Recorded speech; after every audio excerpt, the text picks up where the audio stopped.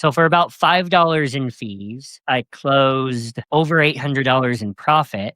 I put that long in this morning, and I'll show you my logic behind that. So what happened was that the other day I put a long in on Akash, and it went up a few cents and I closed like maybe $200 or so. So my logic on that was, the other day I closed a long on Akash for like a couple $100 and I closed it out, went to sleep happy with that.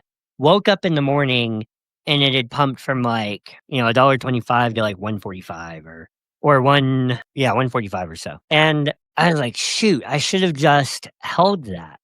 But then look at what happened afterwards. This is where I wanted to hold it, or this is where I woke up in the morning and saw the pump right in here. I was like, dang, I would be so much in profit right now. And I was looking at it, and the 21 EMA was all the way down here. And I was like, man, that thing is going to come back. I better wait for an entry after it comes back. So it came back. It actually fell below it, and I missed that part. And then this morning, it was starting to reclaim the 21 EMA right here at about $1.32.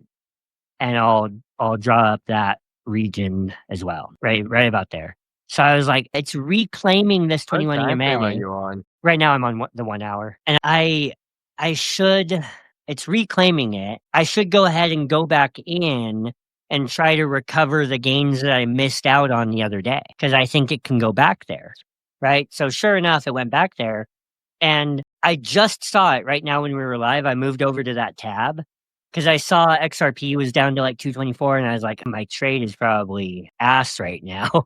And so I flipped over to BidFi and I was like, whoa, I'm over $800 in profit. I was like, I better close it. I went over to TradingView real quick, and this is what convinced me to close it. I'll let you guys say whether this was a good idea, but that looks like A double top. bearish divergence. Granted, it's just the 1 hour, right? But that looks like bearish divergence.